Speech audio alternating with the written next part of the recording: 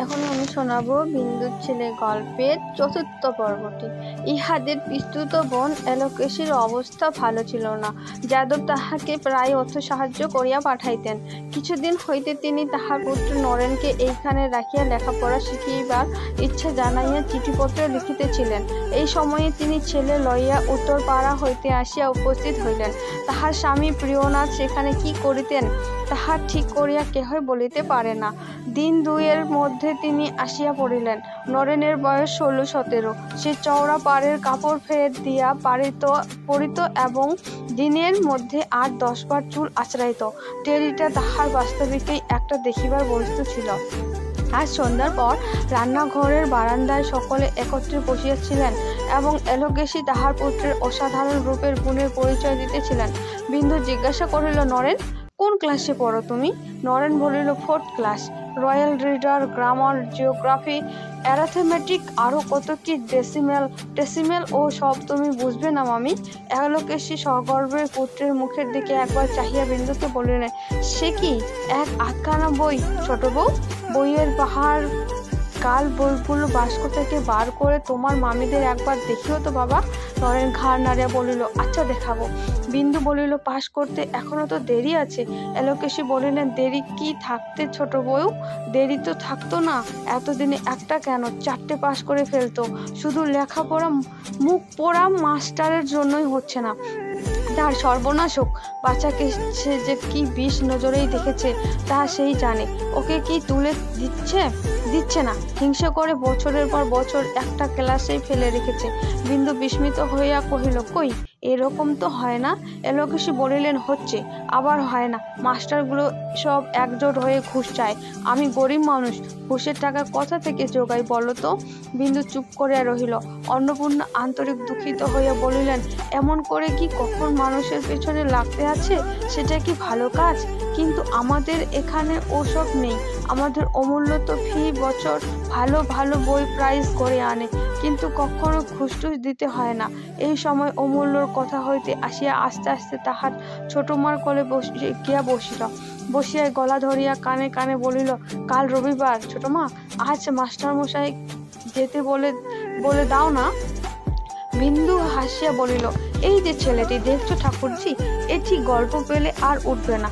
কদম, মাস্টার মশাইকে যেতে বলে দে, অমূল্য আজ আর পড়বে না। নরেন আশ্চর্য হইয়া বলিল, ও কি রে অমূল্য, অত বড় ছেলে এখনো মেয়ে মানুষের কোলে গিয়ে বসিস?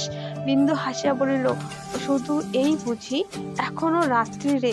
অমূল্য বেকুল হইয়া তাহার মুখে হাত চাপা দিয়া বলিল, বলো না ছোট মা, বলো না। বিন্দু বলিল, না। কিন্তু অন্নপূর্ণা বলিয়া বলিলেন, এখনো ও রাত্রিরে ছোট মার কাছে শয়। বিন্দু বলিল, শুধু শোয়া দিদি? এখনো সমস্ত রাত্রির বাদুড়ের মতো আঁকড়ে ধরে ঘুমায়। অমূল্য লজ্জায় তাহার ছোট মার বুকের মধ্যে মুখ লুকাইয়া রহিল। নরেন কহিল, ছি, তুই কি রে, তুই ইংরেজি পড়িস? অন্নপূর্ণা বলিলেন, পড়ে বই কি, স্কুলে ও তো ইংরেজি পড়ে। নরেন বলিল, ইস, ইংরেজি পড়ে, কই ইংলিশ বানান পড়ুক তো দেখি। তা আর পারতে হয় না। এলোকেশী বলিলেন, ও সব শক্ত টক্ত কথা, ও কি ছেলে মানুষে পারে? অন্নপূর্ণা বলিলেন, কই অমূল্য, বানান করো না।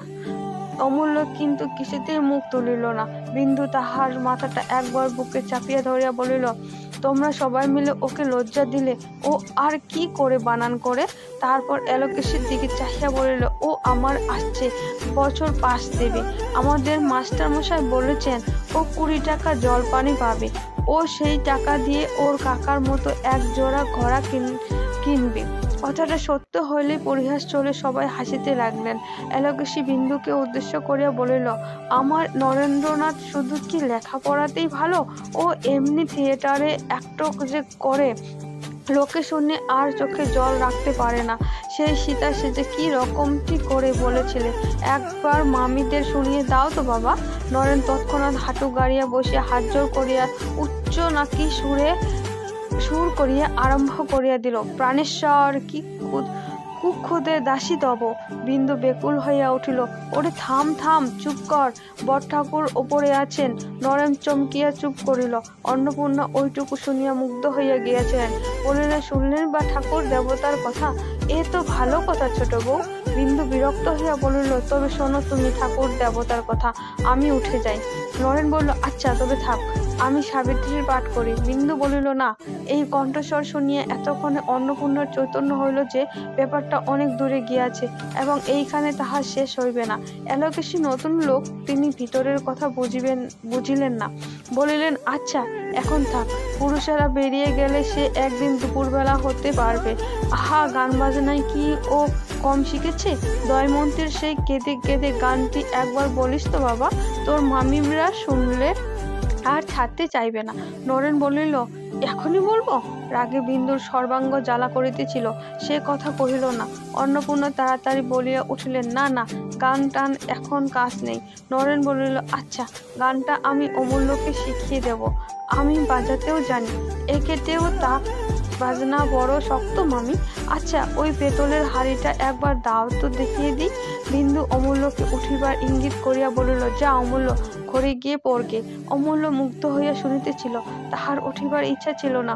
চুপি চুপি বলিল, আরো একটু বসো না ছোট মা। বিন্দু কোনো কথা না বলিয়া তাহাকে তুলিয়া দিয়া সঙ্গে করিয়া ঘরে চলিয়া গেল।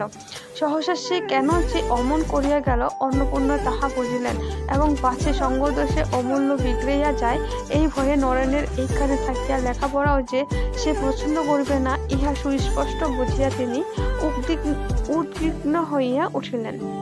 বলিলেন, বাবা নরেন, তোমার ছোট মামির সামনে ওই ট্যাক্টগুলো আর করো না, ও রাগী মানুষ, ও সব ভালোবাসে না। এলোকেশী আশ্চর্য হইয়া জিজ্ঞাসা করিলেন, ছোট বউ, ও সব ভালোবাসে না বুঝি? তাই অমন করে উঠে গেল বটে। অন্নপূর্ণা বলিল, হতেও পারে। আরো একটা কথা বাবা, তুমি নিজের খাবে দাবে পড়াশোনা করবে, যাতে মায়ের দুঃখ করছে সেই চেষ্টা করবে। তুমি অমূল্যর সঙ্গে বেশি মেশো না বাবা, ও ছেলে মানুষ, তোমার চেয়ে অনেক ছোট। কথাটা এলোকেশীর ভালো লাগলো না।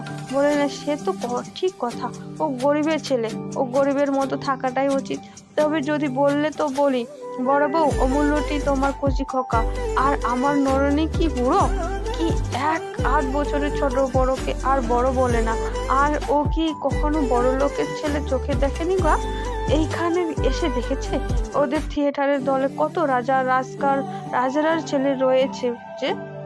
অন্নপূর্ণা অপ্রবৃত্ত হইয়া বলিলেন, না ঠাকুরজি, সে কথা বলিনি, আমি বলছি। আবার কি করে বলবে বড় বউ? আমরা বোকা বলে কি এতই বোকা যে এ কথাটাও বুঝিনি? তবে দাদা নাকি বললেন নরেন এইখানে লেখাপড়া করবে, তাই আসা, নইলে আমাদেরও কি দিন চলছিল না? অন্নপূর্ণা লজ্জায় মরিয়া গিয়া বলিলেন, ভগবান জানেন ঠাকুরজি, আমি সে কথা বলিনি। আমি বলছি কি, এই যাতে মায়ের দুঃখ কষ্ট হচ্ছে যাতে। এলোকেশী বলিলেন, আচ্ছা তাই, যা নরেন, তুই বাইরে গিয়ে বসগে, বড় লোকের ছেলের সঙ্গে মিশিস নে, বলিয়া ছেলেকে ঠেলিয়া তুলিয়া দিয়া নিজেও চলিয়া গেলেন। অন্নপূর্ণা ঝড়ের মতো বিন্দুর ঘরে ঢুকিয়া কাঁদো কাঁদো হইয়া বলিয়া উঠিলেন, হালা, তোর জন্য কি কুটুম্বিতেও বন্ধ করতে হবে? কি করে চলে এলি বলো তো? বিন্দু অত্যন্ত সহজভাবে জবাব দিল, কেন বন্ধ করতে হবে দিদি? আত্মীয় কুটুম্ব নিয়ে তুমি মনের সুখে ঘর করো, আমি ছেলে নিয়ে পালাই। এই পালাবি কোথায় শুনি? বিন্দু কহিল, যাবার দিন তোমার ঠিকানা বলে যাব, ভেবো না। অন্নপূর্ণা বলিলেন, সে আমি জানি, যাতে 5 জনের কাছে মুখ দেখাতে পারবো না, সে কি তুই না করে ছাড়বি? চিরকালটা এই বউ নিয়ে আমার হাড়মাস জলে পুড়ে ছাই হয়ে গেল। বলিয়া বাহির হইয়া যাইতেছিলেন, মাধবকে ঘরে ঢুকিতে দেখিয়া আবার জ্বলিয়া উঠিলেন, না ঠাকুরপো, তোমার আর কোথাও গিয়ে থাকবে না হয় ওই বেটিকে বিদেয় করো, আমি আর রাখতে পারবো না। তা আজ তা স্পষ্ট বলিয়া চলিয়া গেলেন। মাধব আশ্চর্য হইয়া স্ত্রীকে জিজ্ঞাসা করিল, ব্যাপার কি? বিন্দু বলিল, জানিনি, বড় গিন্নি বলছে দাও আমাদের বিদেয় করে। মাধব আর কিছু বলিল না, টেবিলের উপর হইতে খবরের কাগজটা তুলিয়া লইয়া বাইরে ঘরের চলিয়া গেল।